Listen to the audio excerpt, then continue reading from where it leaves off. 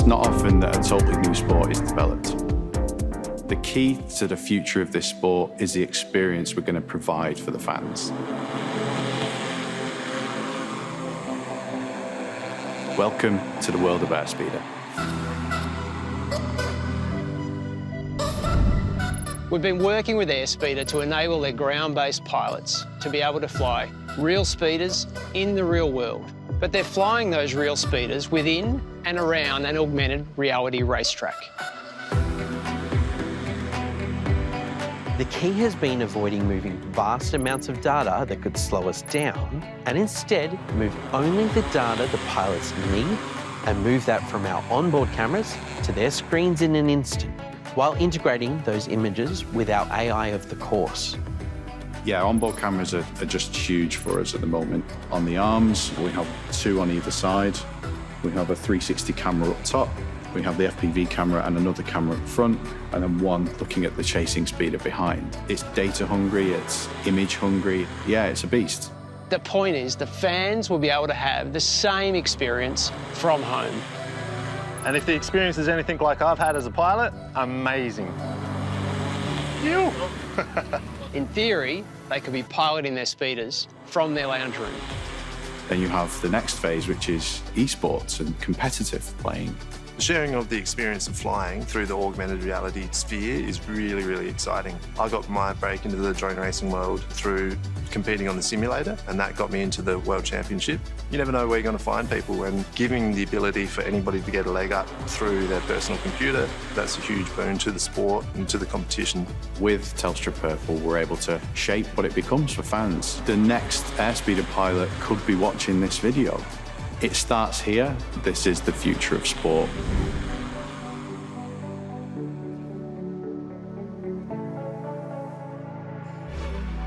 Thank you.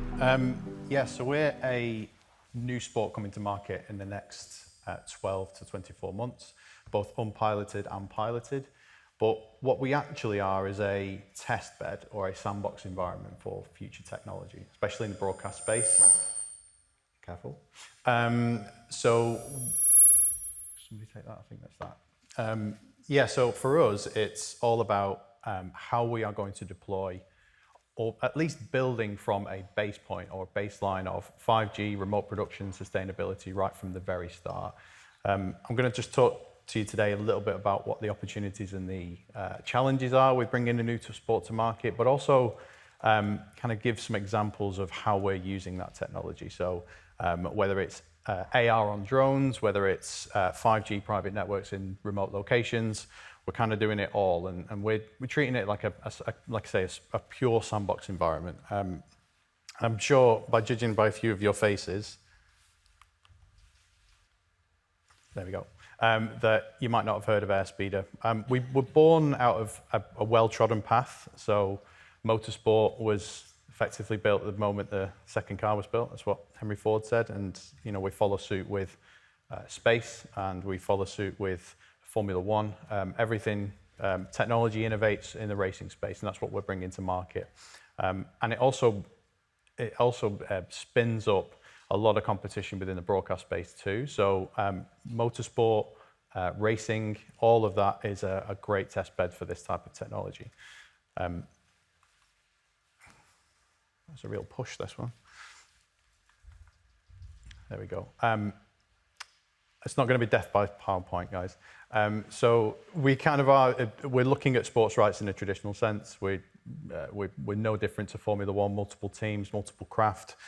We don't have gantries and we don't have pylons, so we're doing all of our filming from drones. The drones have got to be quick enough to catch our speeders. The onboard camera systems and the drone camera systems have to be AR ready. It's all private 5G network. It's all remote. It's over 3 kilometers. Huge challenges. But once we do all of that, the trickle down effect of that is we all get a flying car at the end of the day, which is hugely amazing. And that's the only way we can get there. And we do that by building our own speeders, and we build them for broadcast. So we build them with onboard systems in mind, the ability to transcode, the ability to encode and send data, send feeds, all in a live environment. The ability to then place AR over the top. All of these learnings will hopefully trickle down into other sports and other areas. And it is exciting to be kind of at that forefront of technology. I've done some work previously at RoboRace, which is a autonomous racing series, but it didn't have the jeopardy angle because it didn't have a pilot. Ours do, and we're looking to pilot these and race these from January next year.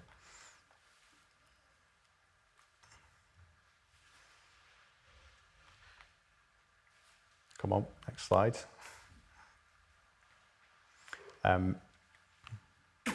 Yeah, so our speeders obviously are kind of 4.1 meter length. They're not small drones. They will have someone on board. When we talk about, or the gentleman before me talked about how we're going to use 5G, how we're going to use AR. The pilots on board our craft need to be using that as well. They have helmets that will take in a HUD display of data.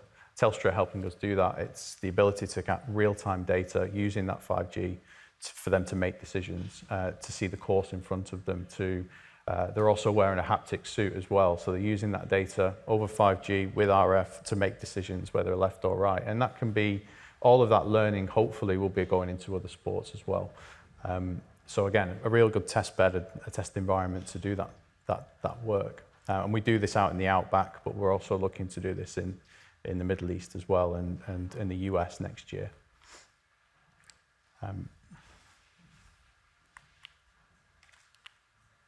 Okay, so kind of said a little bit about us, and I'll kind of go into what the benefits are in a second. But yeah, as you can see, we've just done our first 2 races out in the outback, which were hugely successful, multiple teams, unpiloted.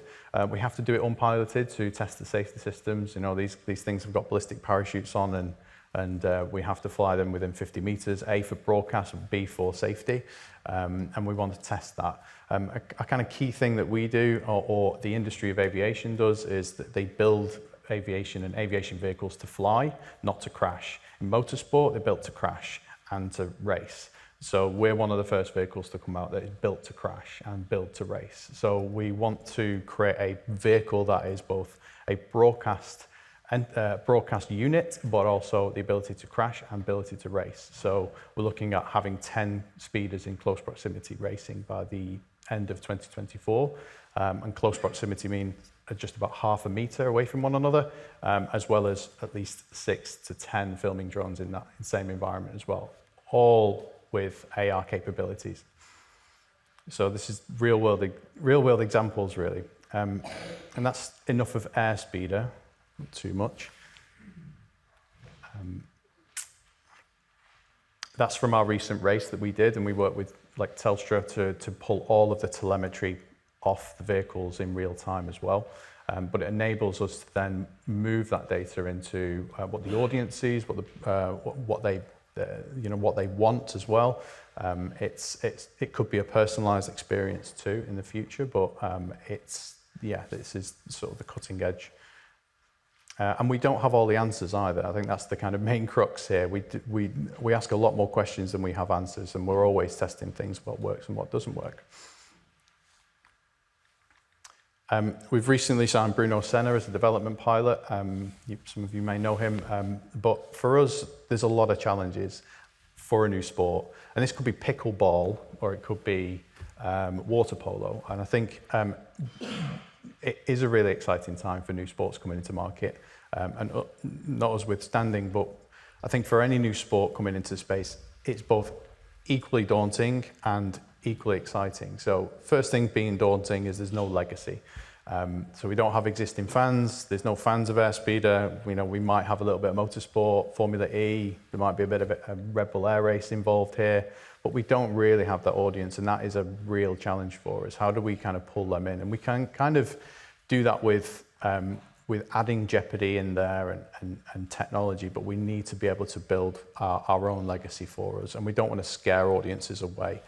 So we also need to look at innovation with balance. I think this is important in sport and in rugby or other sports or ball sports.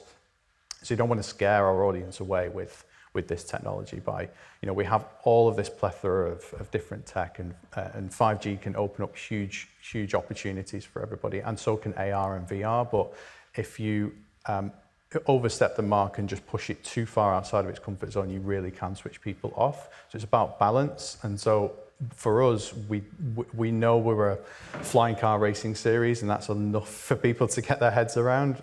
We don't want to bamboozle them with even more metaverse on top, and I think it's all about balance, because there's a lot of data out there. There's a lot of new opportunities for metaverse products, and yeah, you have to be careful.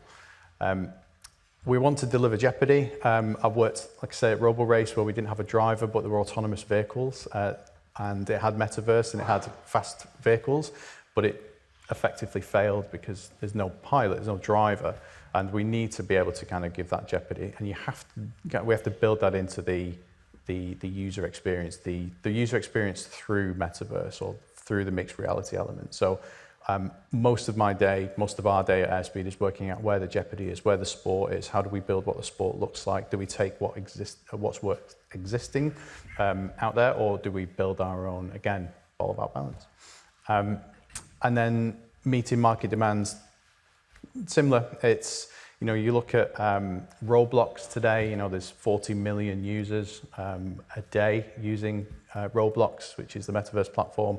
Most of those, 70% of those, is under 16s. So it's huge. That's our next audience in gaming and sports. But how do we kind of take what they're using, what they're doing, and apply it to what we do? NASCAR do a very good job of advertising to those audiences, and we want to kind of work in that space too. So it's looking at what new platforms are out there to get to take research and data from, but not necessarily always to implement, else you're just moving across like a big school of flamingos. And then sustainability. So again, building that foundation, it's something I religiously say all the time, is we're consistently building our sport from a position of remote production workflow, sustainability, and that's quite hard to do. But I think any new sport coming to market today needs to be sustainable, and that applies to, like say, pickleball in the US, or water polo, or ESC, or Formula E. Every new sport coming to market, it should be a given now that it should be sustainable right the way through production into the sport itself. Opportunities are vast, though. So, gentlemen before me talked about 5G and how it's being deployed in sport today, and the opportunities for the future. But it really is going to open a lot of conversations in regards to existing sports, but also for the new sports. And to get hold of that is vast. So, with the speed of data, with the speed of infrastructure, with the ability to just deploy private 5G networks in areas, you can take a relatively minnowed sport and then make it immediately global, either by deploying that sport in remote regions, or it's about distributing it globally as well. It's a real game changer, I think, for sports, and it has so many applications in here. And gentlemen before me kind of walked through those. Mixed reality and volumetric, I mean, this is probably the biggest pain point I have, but also the opportunity. It's, for us, we have to go 2 weeks before a race, and we have to volumetrically scan a 2-kilometer area. So that is with a drone in the air, and then put all of that into Unreal Engine, where we then build what the track looks like. But it's happening within UFC at the moment, or in other sports too. But to do this outside opens up a whole new area of both revenue for sponsors, but also for the fan to be fully immersed in an outdoor live broadcast too. So it's something that we don't have the answers to do yet. The technology is at the edge, as they say, and we're kind of finding our feet there ourselves. But we plan, or we see that our race will be, you'll be able to move around inside our racetrack, and you'll be able to experience it from any angle. Audience participation. So effectively, it's going to be a kind of a sport where you are able to participate in, and that is hugely exciting. And that's for all new sports. So once you've got 5G as the test bed, then you're able to then potentially have a ghost rider, ghost driver, ghost player within that sport too. So huge opportunities. And finally, revenue. So sponsorship. I always use the example of Starbucks. There are other coffee outlets available, but we could potentially go to Starbucks and offer them a live broadcast mixed reality world of a race. So all in purple and green with a lovely volcano in the middle spewing out hot chocolate, and we race around that as a live track. But that's all sponsored revenue potential for live broadcast sports, and that's again a hugely exciting opportunity for it all. I think that's the end of my TED talk. I'll just look to see if there's any.